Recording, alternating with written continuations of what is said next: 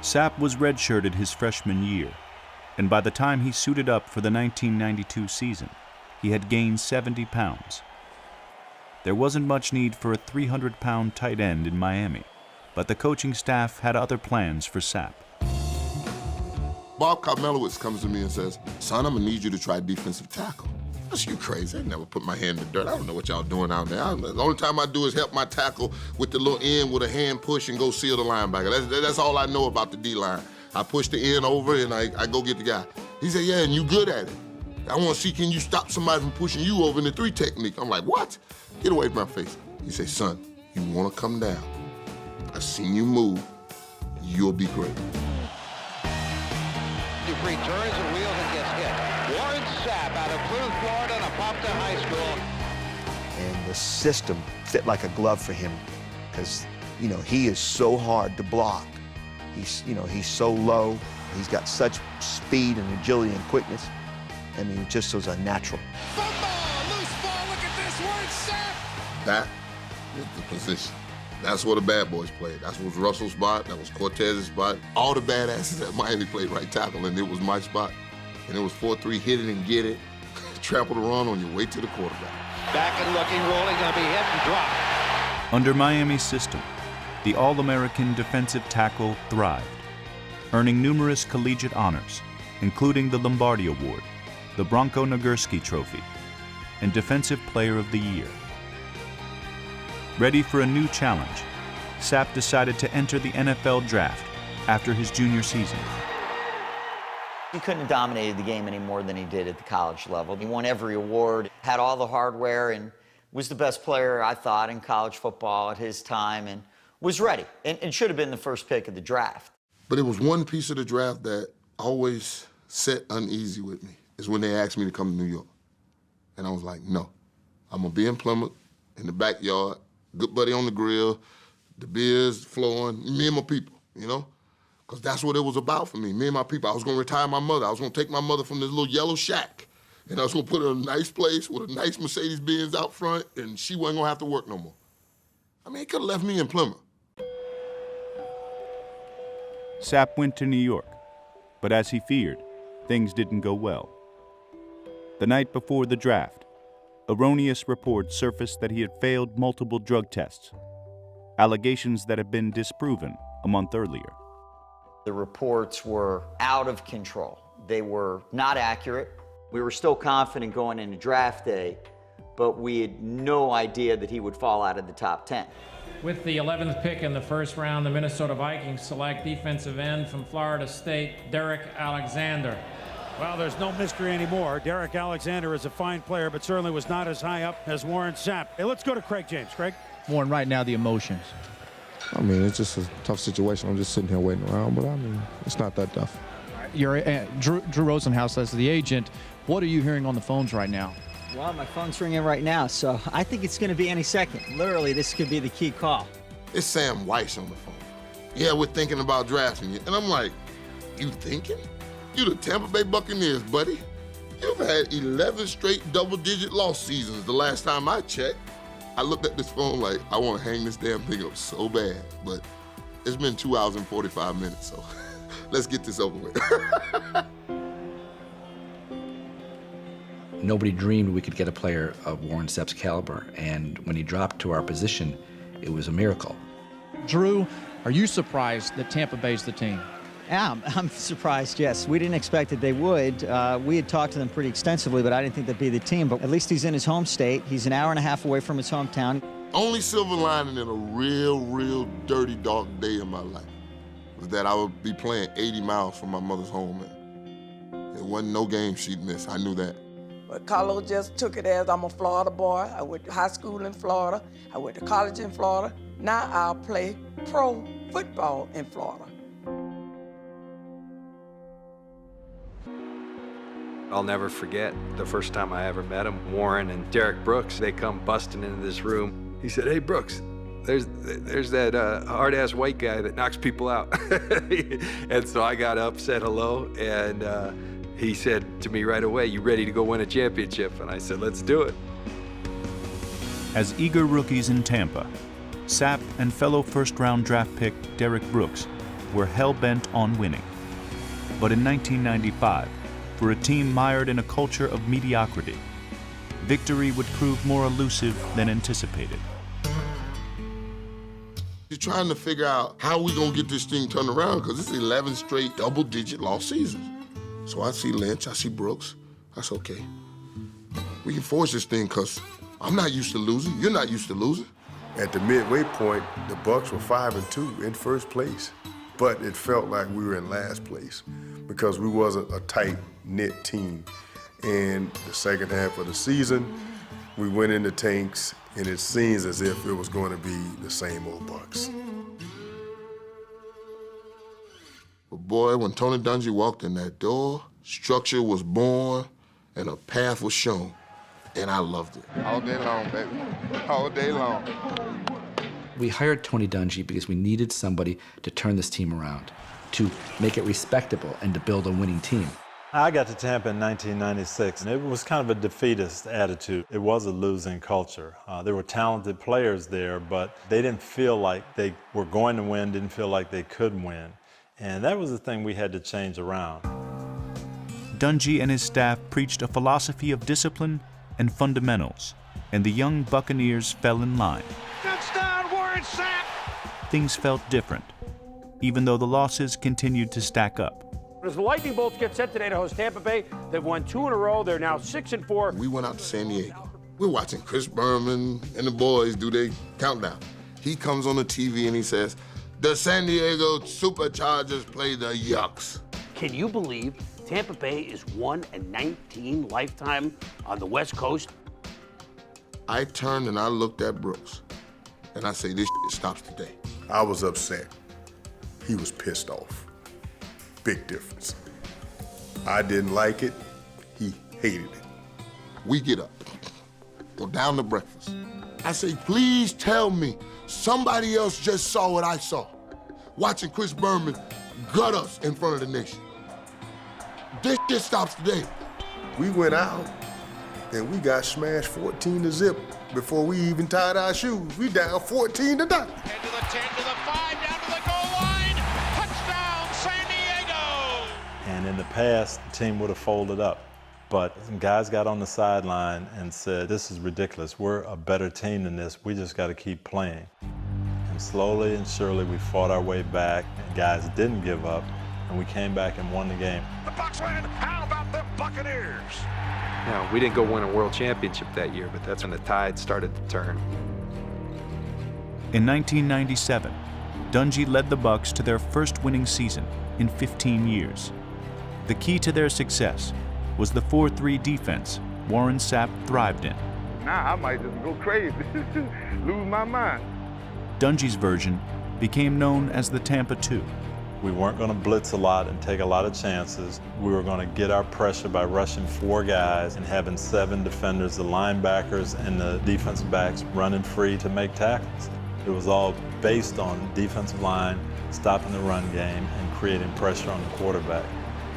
So it was a lineman's dream in a lot of ways because you got a lot of freedom, but along with it came a lot of responsibility. We used to call ourselves piranhas.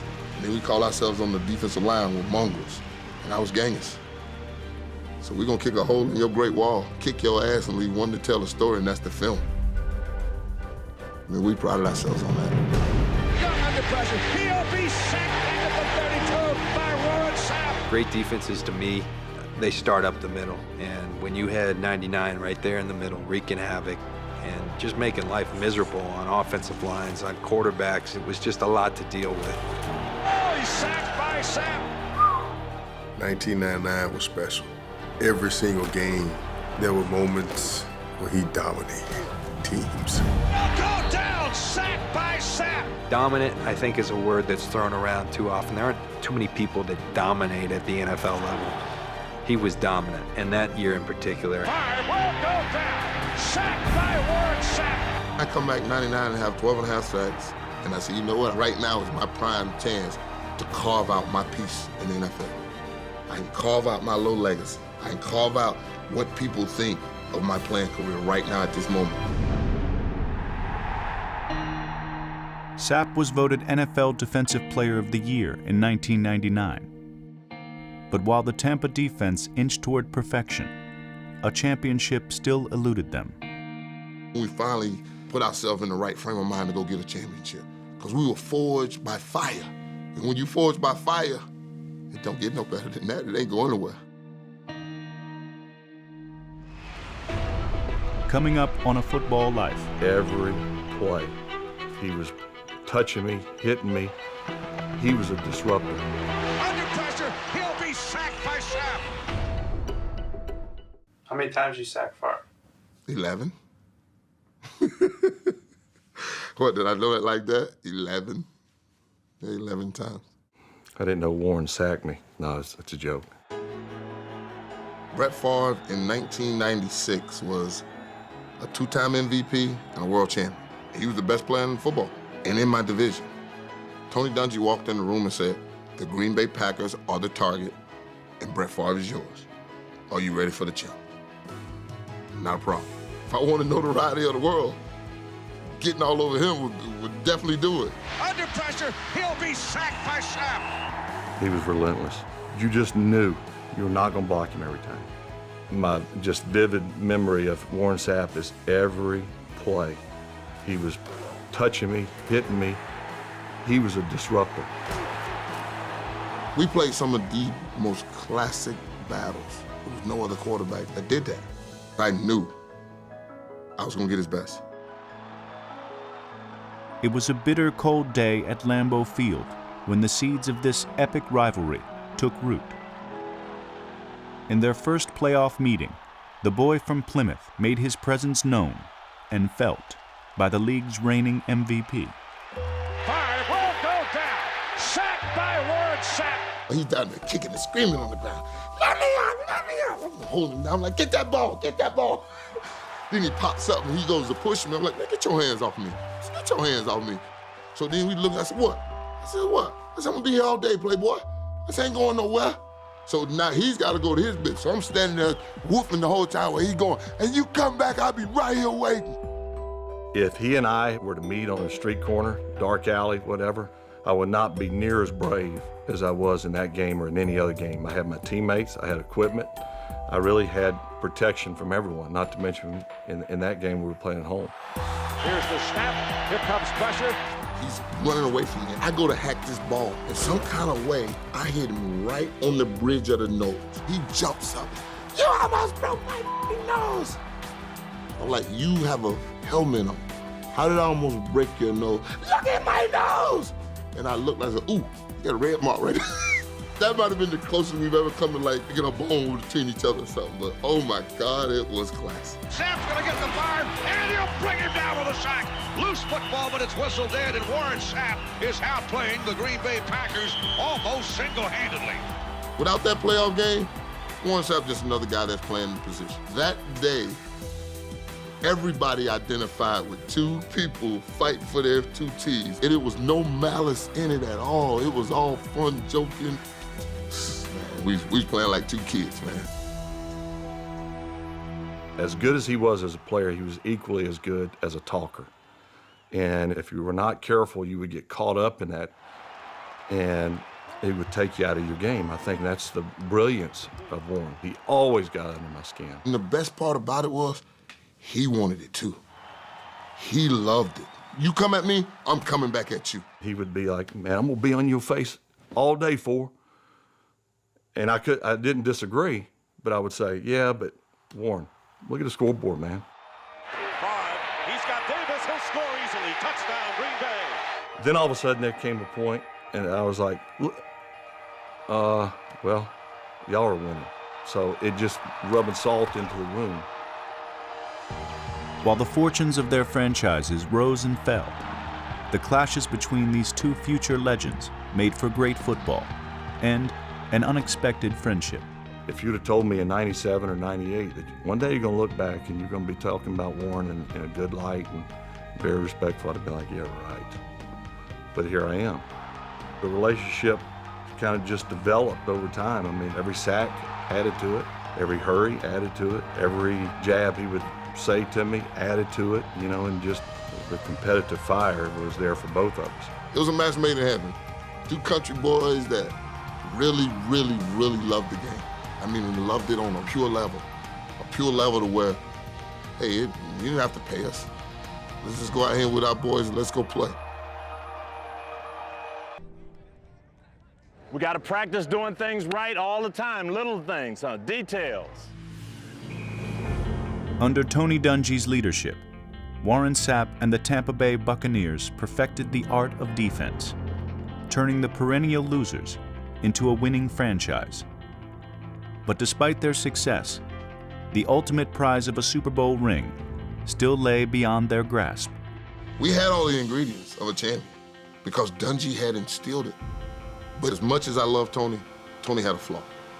And it was that he didn't demand that our offense give us more. And I think that was a disservice to the amount of expectation that he had for us as a defense. 2001, that season, just felt we wasn't reaching our potential on one side of the football. For a greater coach, as Coach Dungy was and is, change was needed. Our owners, they made a bold play to get Jon Gruden. Draft picks, cash. Jon Gruden was known for his offense. He had been so successful with the Raiders. If we could match up his offense with our defense, we knew great things could happen. Come on, Marquise, get your ass in here! Jon Gruden, he pushed us, he motivated us. He said, you guys can be better. And it started with Sapp, it started with Brooks, started with me. He challenged us all in front of everybody else. Every day, you build. You put blocks down. I challenged him, if you're really this good, how about scoring some touchdowns on defense? We got to score. He challenged us. He challenged us. We got to score. Oh, ball's in the air. Intercepted. Sapp's got it. He laterals. Touchdown, Derek Brooks. Gruden was the right mix of fun and drive, and we love playing for the man. He made it fun. He really, really made it fun. Let's go tonight, Tampa. Let it roll. Let it go. Let it out of your ass. I needed more from Sapp. I wanted him to play offense. I wanted his football charisma on both sides of the ball. Warren actually had a package named after him, and it was part of our game plan. We're running the White Hurricane, but I'm usually blocking. Then we get to Atlanta, and this crazy-ass man wants to throw me the ball. So he grew the legend by allowing him to play tight end, which took him back to his high school days. Warren Sapp for the touchdown. And the pogo stick. I mean, is that all he's got? He was trying to implement Beyonce's Crazy in Love dance.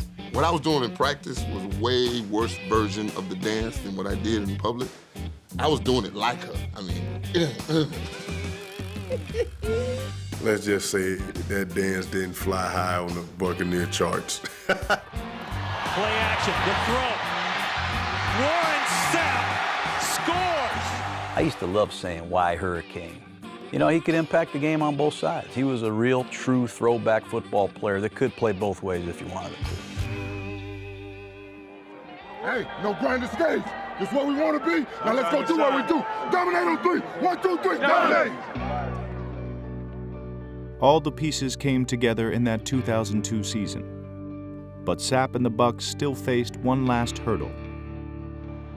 The Philadelphia Eagles had derailed Tampa in the postseason 2 years running. But not this time. The Buccaneers are the champions of the NFC. How about that? The Yucks were going to the Super Bowl. Super Bowl! Super Bowl! Super Bowl! Super Bowl! Welcome to San Diego, California.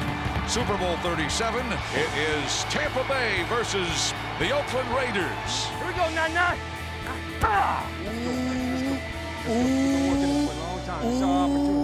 Somebody done sketching. Somebody done sketching. There was no question in our mind that we were going to get this thing done. I mean, I had 2 Magnum bottles of champagne ready to go. So we go to putting our clothes in plastics. We gonna spray the locker room. We gonna wet this thing up when we get back up in here. Keep your mind on the prize. Let's go. Keep your mind on the prize. Dropping Gannon, looking Gannon. Those up the middle. It's intercepted at the 40. Derek Brooks 30. Brooks to the 25. He's good. Derek Brooks all the way. There it is. The dagger's in. We're gonna win the Super Bowl. Super Bowl, baby! Boom, boom, boom! Right there. A world champs, baby. We weren't surprised at all. Our confidence was incredible. We could have had the Steelers with the steel curtain. We were winning that game. It meant too much to us from where we had come from. And we put a whooping on the Raiders.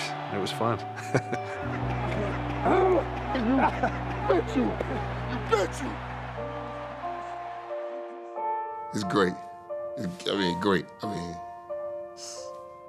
We turned Tampa into a champion. And it was absolutely a place where careers went to die. It overtakes you. It really does. You realize that we're the best football team on the planet.